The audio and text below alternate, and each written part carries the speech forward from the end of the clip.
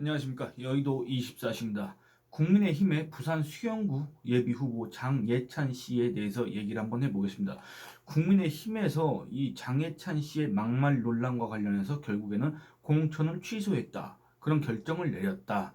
아직 취소까지는 안 갔지만 그런 결정을 지금 내부적으로 내렸다. 이런 보도가 나왔습니다. 이 보도가 올라온 시각은 22시 32분, 그러니까 밤 10시 32분쯤입니다.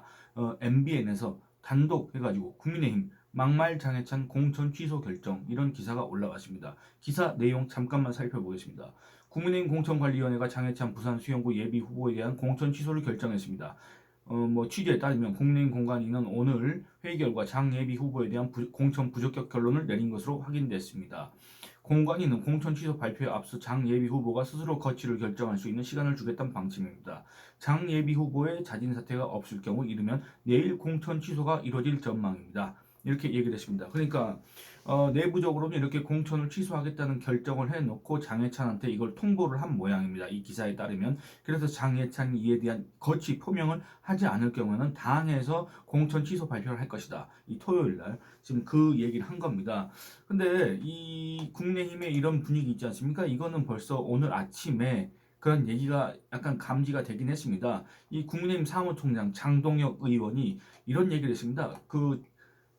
장해찬의 소위 막말 논란이 있지 않습니까? 이거에 대해서 후보의 태도를 고려하며 지켜볼 것이다. 애초에 예를 들어서 당이 이거에 대해서 아무런 문제가 없다고 판단하게 된다면 이런 식으로 얘기는 하지 않았을 겁니다. 근데 사무총장이 지켜보겠다라고 한 거는 상당히 뭔가 이게 문제 의식을 갖고 지금 상황을 예의주시하고 있다. 그리고 후보의 태도나 입장까지 아울러 고려하겠다. 이런 것들은 뭔가 상당히 부정적인 결과를 낳을 가능성이 크지 않습니까? 그러니까 여러분들 저는 장예찬 씨가 무슨 2014년에 자기 SNS에다가 매일 밤 난교를 즐기고 예쁘장하게 생겼으면 남자든 여자든 가리지 않고 찝적대는 사람이라도 뭐 이런 얘기 있지 않습니까? 저는 이게 뭐 모르겠습니다. 저는 이게 장해찬 씨한테 뭐 막말이라고 이렇게 책임을 물을 만한 그런 얘기는 아니라고 생각합니다. 그런데 그 외에 다른 논란들. 근데 지금 현재 언급되는 거는 무슨 장해찬 씨가 서울 시민들의 교양 수준을 무시했고 비하했고 그다음에 동물병원을 폭파하고 싶다. 또는 책값이 아깝다고 징징거리는 대학생들 제일 한심하다. 이런 글을 올렸다고 했지 않습니까? 그래서 이 장해찬 씨가 12일 날 자기 그 사과문을 올렸습니다. 과거 글 중에 부적절하고 정제되지 않은 표현이 있어서 심려를 끼쳤다. 이렇게 얘기했지만 저는 이런 것들은 솔직히 뭐 뒤에 동물병원 폭파라든지 대학생들을 갖다 한심하다고 한다든지 이거는 문제가 되지만 뭐 난교 이런 부분은 아니 그 맥락을 보면 난교를 해야 된다 이런 얘기가 아니라 매일 밤 난교를 즐기고 예쁘장하게 생겼으면 남자든 여자든 가리지 않고 찝적대는 사람이라도 맡은 직무에서 전문성과 책임성을 보이며 프로로서 존경받을 수 있는 사회가 건강한 사회이지 않을까 이렇게 적은 겁니다. 그러니까 그 사람의 사생활은 우리가 모르되 그 사람의 직무에서 전문성과 그런 책임성을 보이면 그것만큼 우리가 평가해 줄 수 있냐 이런 취지로 저는 이해가 되는데 이게 왜 문제가 되는지 모르겠습니다. 아니 그렇지 않습니까? 다른 사람의 사생활을 우리가 어떻게 알겠습니까? 그 사람이 난교를 한지 뭘 한지 어떻게 알겠습니까? 안 그렇습니까? 그런 식으로 한다면 지금 방송에도 못 나올 사람들이 수두룩하지 않겠습니까? 그래서 저는 이런 데는 공감을 하지 못하는데 장해찬의 막말에 대해서 과연 여러분들이 얼마나 알고 계실지 그것도 솔직히 궁금하긴 합니다. 여러분들이 이제 보도되는 거 말고 다른 거를 혹시 관심 있게 보셨는지 모르겠습니다. 왜냐면 저는 이 장해찬이라는 사람이 옛날에 이제 종편 패널로 이렇게 출연할 때부터 좀 뭐 하던 사람인가 그랬습니다. 그 사람이 하는 말의 그 깊이 이런 걸 보더라도 정치 평론을 하는 사람이 맞나? 대체 어디서 있다가 저렇게 갑자기 나타났나? 이런 거에 대해서 상당히 그 소위 말하는 출신 성분에 대해서 의심을 갖고 있었습니다. 근데 이 사람이 윤석열 이제 검찰총장을 그만두고 나서 야인 시절에 윤석열과 함께 찍은 사진이 공개가 됐고 마치 윤석열의 정치 참모 이론하는 식으로 보도가 됐습니다. 그리고 나서 이 사람의 이력에 대해서 하나 둘씩 나오기 시작했습니다. 그런데 그 이력을 봐도 이 사람이 과연 정치 평론을 할 만한 그런 사전 지식과 경험과 자격이 있을까? 그리고 이 사람이 누군가의 정치 참모로 활동할 만한 그런 요건을 갖췄을까?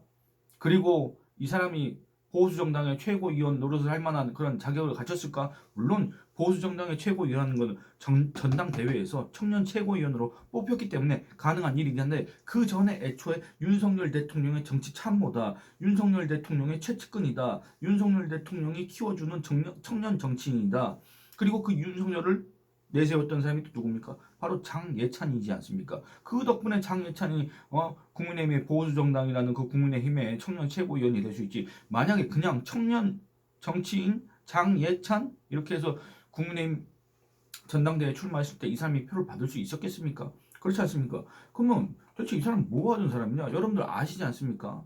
저는 솔직히 말해서 그 전에 제가 뭐 약간 저 사람 뭐 하는 사람이냐 이렇게 생각은 했지만 관심은 없었습니다. 장예찬이라는 인물 자체에 대해서. 왜냐면 그의 정치적 비중은 하다못해 여러분들 이준석도 제가 기사로 이렇게 쓸 때마다, 그리고 이 영상으로 찍을 때마다 여러분의 시간을 뺏는 그런 민폐를 저질러서 죄송하다는 얘기를 하지 않습니까? 근데 객관적으로 이준석보다도 그런 직접적인 비교는 하지 않겠습니다. 하여튼 그런 인물에 대해서 이렇게 관심을 갖는 것 자체가 상당히 낭비다 이런 생각이 들어서 그동안에 보지 않았는데, 여러분들 장예찬이라는 사람에 대해서 살펴볼 기회를 한번 지금부터 여러분도 한번 같이 살펴보시도록 하겠습니다. 장예찬이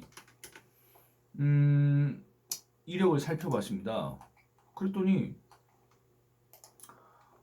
부산에서 태어났습니다. 그것까지는 제가 인정을 하겠습니다. 부산에서 태어났으니까 부산에서 출마하겠다 그것까지 인정하겠는데, 네덜란드 무슨 음악학교에서 재즈 드럼을 전공하다가 귀국했답니다. 중퇴하고 23살 때. 그 뒤에는 이제 음악학원 강사, 뭐 개인 과외 레슨 이런 걸 하면서 이제 생활한 모양인데, 그 뒤에 갑자기 그 이력을 보니까 여론조사 업체의 정책실장, 그리고 또 갑자기 자동차 판매업체의 홍보 대행 팀장 이런 걸 하다가 돌연 또 뭐 그와 동시에 무협소설 작가 이런 걸 하다가 2014년부터 뭐 보수 농객으로 활동을 했다 그겁니다. 그러다가 무슨 자유미디어 연구소라는 단체의 대표를 맡으면서 시사평론가라고 하면서 방송에 나왔다고 하는데, 여러분들 저는 이런 경로를 밟은 사람들을 너무나도 많이 봐왔기 때문에 잘 압니다. 어떤 사람인지. 장예찬에 대해서 잘 안다는 게 아니라 그냥 이런 부류의 사람들이 어떤 사람들인지 잘 알고 있다는 얘기를 드리는 겁니다. 그래서 윤석열 대통령이 야인 시절에 대선 후보를 준비하고 있던 그 시절에 선거 운동을 준비하고 있던 그 시절에 국민의힘으로 갈지 아니면 윤석열 당을 만들지 뭘 할지 어쨌든 정치의 뜻을 뒀지만 아무런 행동도 하지 않고 있던 그 시절에 이 장예찬 씨가 윤석열 당시 전 검찰총장 옆에 있었지 않습니까? 그 뒤로 이 장해찬 씨가 윤석열 캠프에서 선대본 청년 본부장을 맡았고, 그리고 대통령직 인수위원회에서도 그와 비슷한 직책을 맡았을 겁니다. 그리고 윤석열 정부가 출범한다면은 재단법인 청년재단의 이사장으로 취임을 했습니다. 여러분들 이 재단법인의 청년재단이라는 곳이, 저는 이때도 제가 그 비판 기사를 썼지만은 이 청년재단이라는 곳이 만만한 곳이 아닙니다. 사실은 이게 제가 연차 보고서를 봤는데, 연차 보고서를 보면 2021년도 기준으로 한 해 지출 금액이 얼마냐면 51억 5천만 원 정도 하는 겁니다. 51억 5천만 원입니다. 여러분들 근데 제가 장예찬의 이력을 굳이 그렇게 얘기한 이유가 이겁니다. 1988년생으로서 올해에 이제 만 36살이 되지 않겠습니까? 몇 월생인지 모르겠습니다만 만 36이라고 치고, 그러면 2021년 윤석열 대통령한테 옆에 있을 때 그때는 지금으로부터 3년 전이기 때문에 몇 살입니까? 만 33입니다. 그러면 그 이듬해 청년재단 이사장이 됐을 때는 만 34입니다. 그렇지 않습니까? 만 34살인데 이 사람의 이력을 봤을 때는 재즈 드럼을 전공하다가 중퇴하고 23살에 귀국해서 음악학원 드럼 강사를 하다가 웹소설 작가를 하다가 여론조사의 업체 정책실장으로 갑자기 하는데, 자동차 판매업체 홍보 대행 팀장을 했다고 하는데 갑자기 무슨 자유주의 보수 농객 청년 농객 시사평론가 이런 식으로 또 돌변해가지고 이렇게 정치권에 들어왔다 그겁니다. 여러분들 이런 사람한테 50억 연간 지출 규모가 50억이 넘는, 여러분들 이거 50억이라는 게 상당한 규모지 않습니까? 더군다나 이 돈이 어떤 사업하는 돈이 아닙니다. 다 이게 국가에서 나가는 돈이고 기부를 받는 돈 아니겠습니까? 이런 51억 5천만 원이 드는 그런 단체 내지는 조직을 운영하고 경영하고 각종 사업들을 진행하는 그런 역량을 갖췄다는 객관적 평가를 받을 수가 있겠습니까? 여러분들 제 얘기가 불편할 수도 있겠습니다만 한번 생각해 보시기 바랍니다. 장예찬이라는 이름을 지우고 생각해 보시기 바랍니다. 그냥 어떤 30대 초중반의 청년을 한번 생각해 보시기 바랍니다. 그 사람한테 이 사람의 이력이라고는 어떤 조직을 운영해서 성공해 본 경험이 객관적으로 드러난 바가 없고 이 사람이 어떤 그 기업 경영, 단체 경영, 조직 운영 이런 거에 대해서 경험한 바도 객관적으로 드러나지 않는 상태에서 여기저기 왔다 갔다 한 이런 흔적만 보인 상태에서 어느 것 하나 전문성이 그렇게 뚜렷하게 보이지 않는다 이런 상황에서 이 사람한테 50억 연간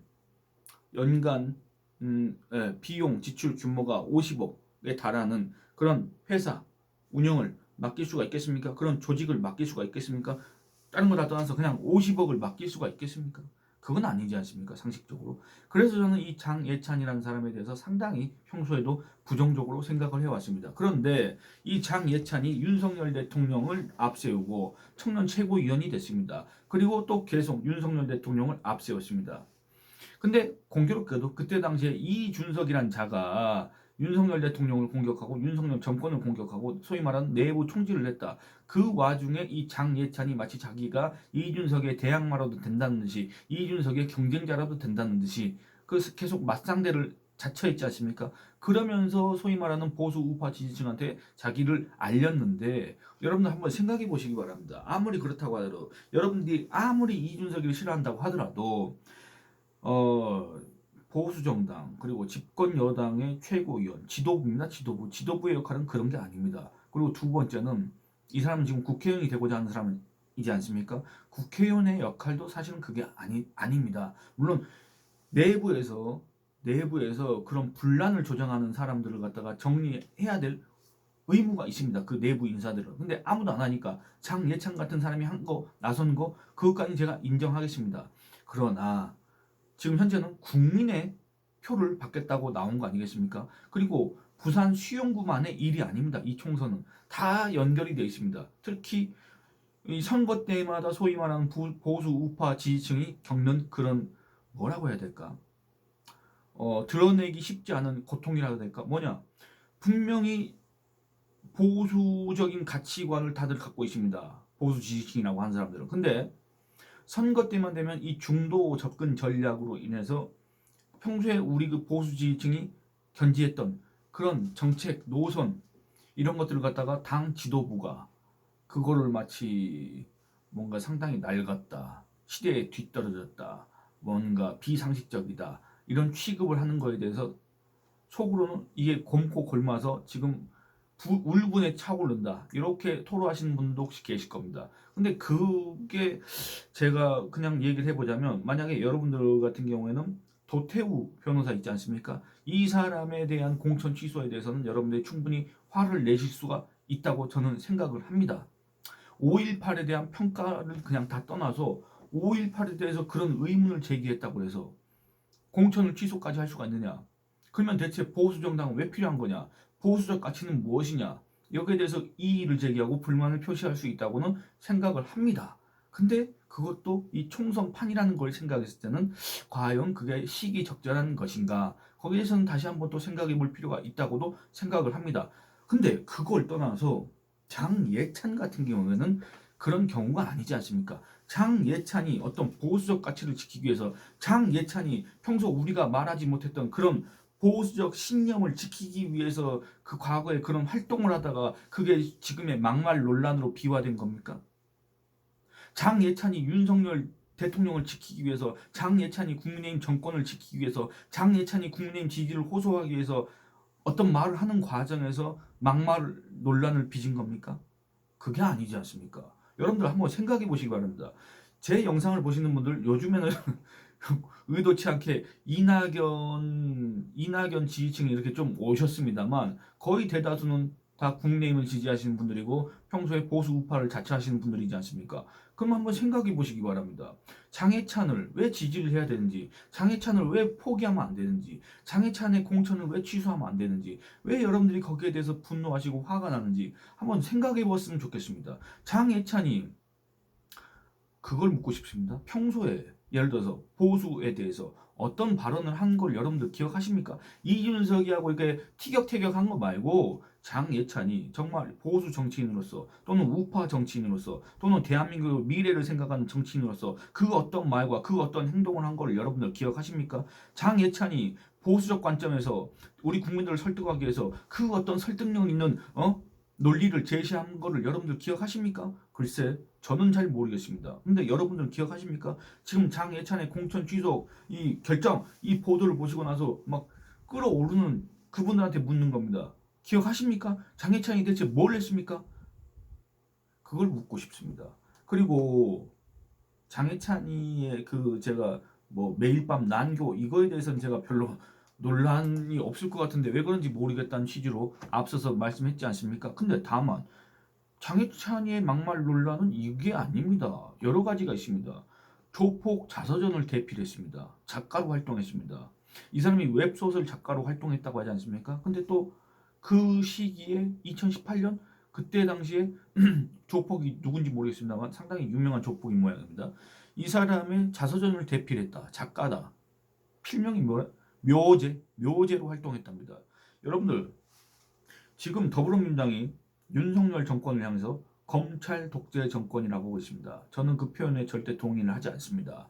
그런데 한동훈 비대위원장 법무부 장관이었지 않습니까? 그때 한동훈 비대위원장이 굳이 또 표현을 해보자면 조폭과의 전쟁 이런 비슷한 취지로 그런 것들을 갖다 강조를 했습니다. 그 한동훈 비대위원장이 지금 국민의힘의 비상대책위원장 당 대표격으로 있습니다. 근데 그 당에서 조폭 두목의 자서전을 대필한 그 사람을 갖다가 공천을 한다? 저는 이것도 솔직히 좀 이상하다 그렇게 생각을 했습니다. 물론 그 공천이라는 거 경선을 통해서 했기 때문에 어쩔 수 없다고 하더라도 최종적인 결정 권한, 최종적인 심사 권한, 애초에 공천 심사 자격을 심사할 때도 그런 것들이 걸릴 수밖에 없을 텐데 그런 것들을 그냥 무사 통과시켰다? 저는 그게 이해가 안 됐습니다. 여러분들 지금 돌이켜보면 이해가 되십니까?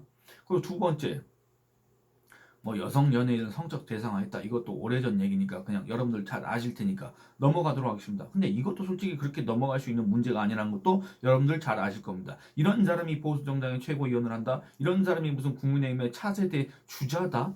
이런 사람이 무슨 윤석열 정권의 윤석열 대통령의 참모다. 이렇게 표현한다. 그러면 여러분들 이런 평가를 어떻게 해야 되겠습니까?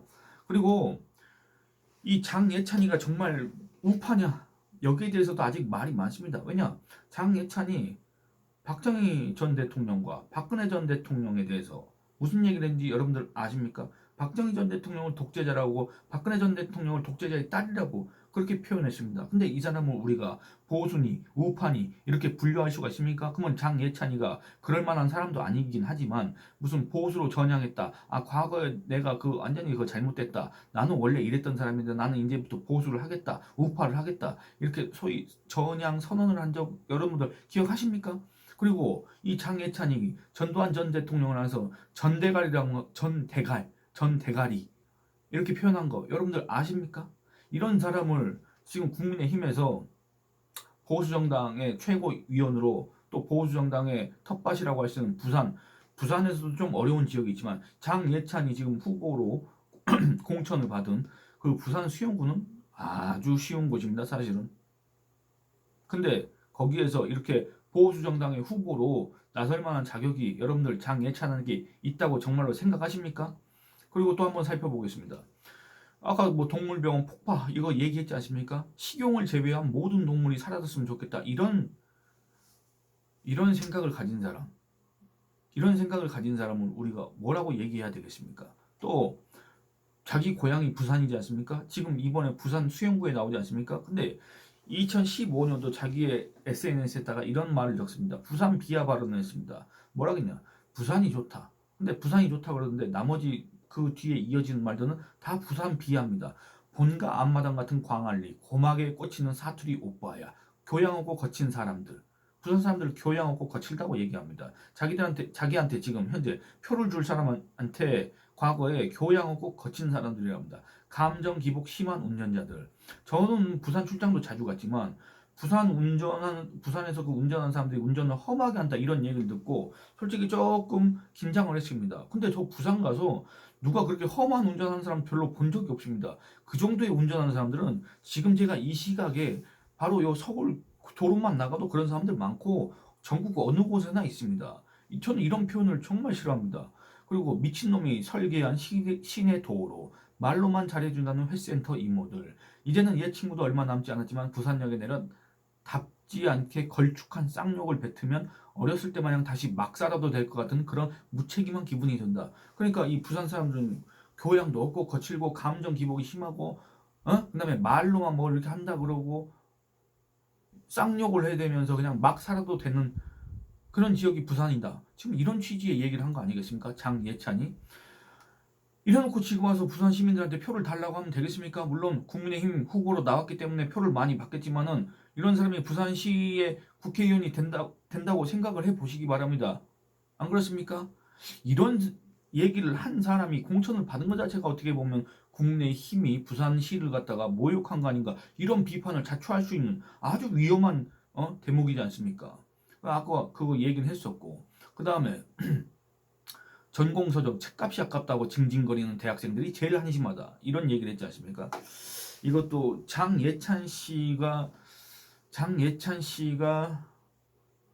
가정 환경이 어땠는지 모르겠습니다만 제 대학 시절 한번 떠올려 보겠습니다. 전공서적 책값이 보통 가격이 한 4만 원, 5만 원, 6만 원 뭐 이 정도 했던 것 같습니다. 조금 더 비싼 책은 거의 한 8만 원, 10만 원 이 정도도 했던 것 같습니다. 그런데 한 학기가 바뀔 때마다 책이 바뀌지 않습니까?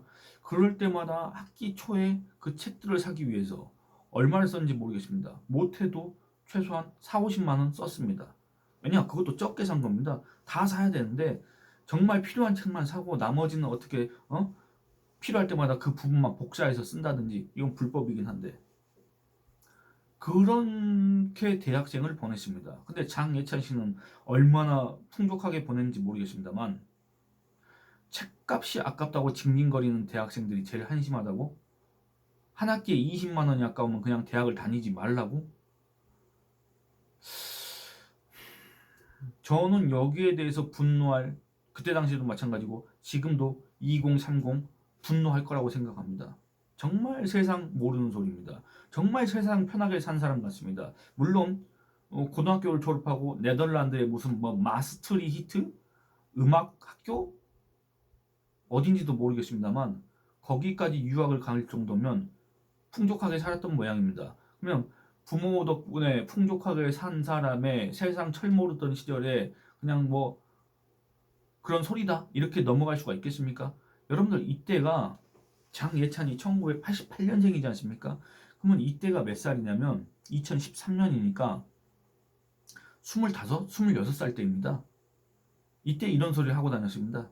자기의 동년배, 그러니까 책값이 없다고 그런 대학생들을, 자기보다 나이가 좀 어린 그런 사람들을 한심하다, 자기가 뭔가 된다는 듯이 그렇게 깔보고 무시하고 경시하고 그랬던 자입니다.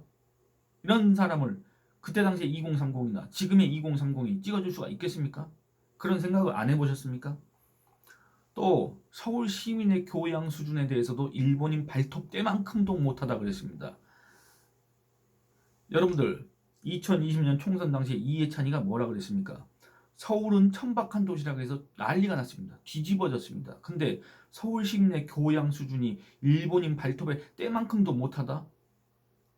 이런 소리를 한 사람을 보수정당의 최고위원으로 대통령의 측근으로 활동하게 내버려 둘 수가 있겠습니까? 그러니까 저는 이런 것들을 보면 장예찬에 대해서 긍정적으로 생각하시는 분들은 대체 그러면 왜 긍정적으로 생각하느냐? 장예찬이 윤석열 대통령과 가깝다. 장예찬이 이준석과 티격태격하면서 언론을 많이 탔다. 이거 말고 장예찬이 정말 보수정당의 최고위원다운 자격이 있다. 장예찬이 국회의원을 할 자격과 역량을 갖췄다. 이렇게 생각하십니까? 저는 그게 궁금해서 정말 이걸 여쭤봅니다. 물론 내일은 또 상황이 어떻게 바뀔지 모르겠습니다. 장예찬의 공천이 계속 유지가 될지 취소가 될지 아직 그건 불확실한 것 같습니다. 그런데 여러분들, 장예찬이라는 사람이 지금 계속 후보 자격을 유지해야 될 이유가 대체 뭐가 있습니까? 기왕에 얘기가 나온 김에 이런 이의 제기를 한번 해봤습니다. 여러분들의 의견을 남겨주시기 바랍니다. 감사합니다.